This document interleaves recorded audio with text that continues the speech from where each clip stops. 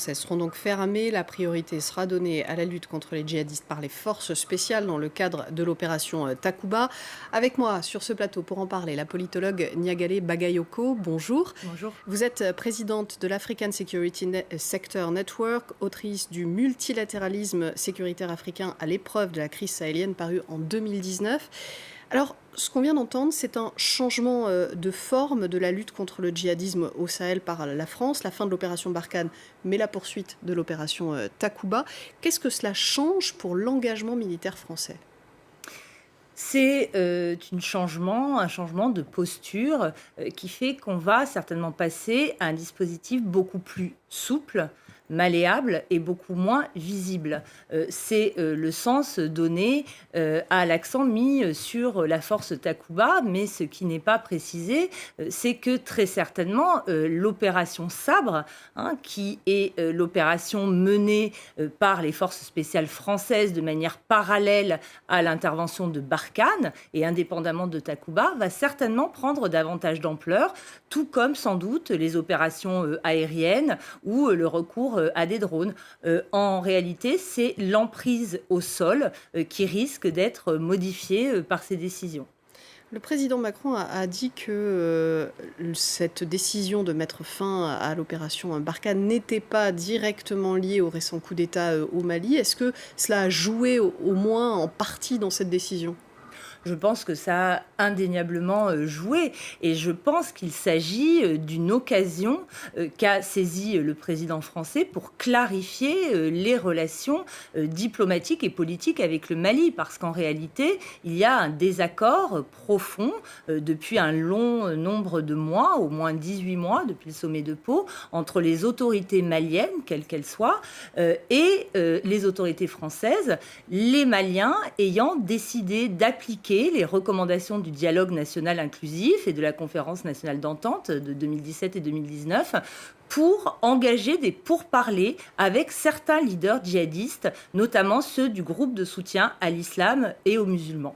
Et les Français s'opposent à cette option qui a été à la fois promue par le président Ibeka, mais ensuite par les autorités de transition, à travers le Premier ministre Mokhtar Ouane, qui s'est affronté d'ailleurs publiquement avec Jean-Yves Le Drian, ministre des Affaires étrangères.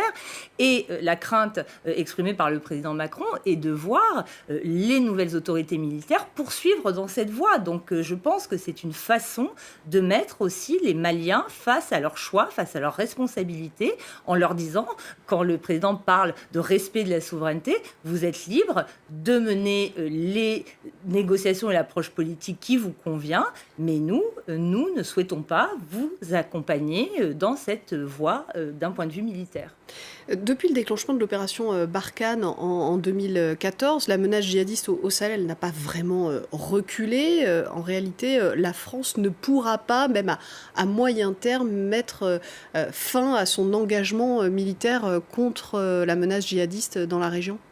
Ouais, ce qui apparaît très clairement, c'est que l'on a assisté au fil des ans à une expansion de la menace djihadiste, tout d'abord du nord du Mali vers le centre, ensuite vers la zone des trois frontières et les pays voisins, le Burkina Faso et le Niger, de manière croissante vers le sud du pays, puis de manière aussi importante, bien que limitée, vers les pays côtiers. Donc, très clairement, la lutte contre le djihadisme ne peut pas être considérée comme un succès en l'état.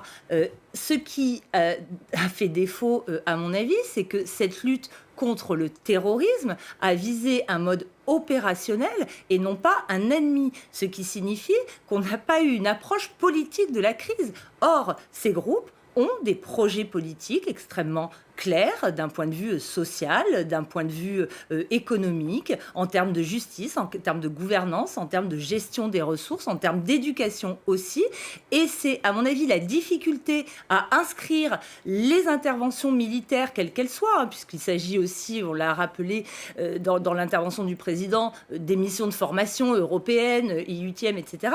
C'est la difficulté à inscrire cet effort opérationnel dans une réponse politique qui, à mon avis, a conduit à la situation actuelle qui reste quand même très difficile sur le terrain. Il y a eu ce coup d'État au Mali récemment. Il y a eu aussi ce changement à la tête du Tchad à l'occasion de la mort d'Idriss Déby, ce conseil militaire dirigé par son fils. Comment est-ce que vous voyez, comment vous analysez cette militarisation de plusieurs pays au Sahel? Mais pour moi, ça fait aussi partie de l'échec de cette intervention. C'est-à-dire que comme l'a rappelé le président Macron, l'objectif est aussi de promouvoir des valeurs et des principes démocratiques. Or, la réaction qui a eu lieu après la mort d'Idriss Déby, où la France, suivie par l'Union africaine, ont validé l'arrivée au pouvoir d'une junte militaire qui plus est dirigée par le fils du président défunt, ont ouvert un coin, ont à mon avis ouvert la boîte de Pandore pour un recul de l'état de droit et de la promotion du respect des ordres institutionnels.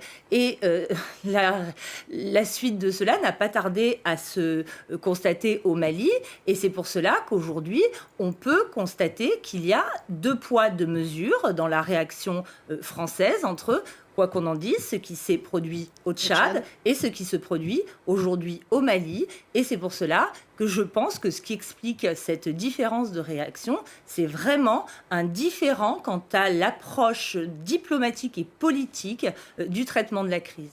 Merci beaucoup, Niagale Bagayoko, de nous avoir apporté votre éclairage. En Centrafrique, à présent, le Premier ministre a présenté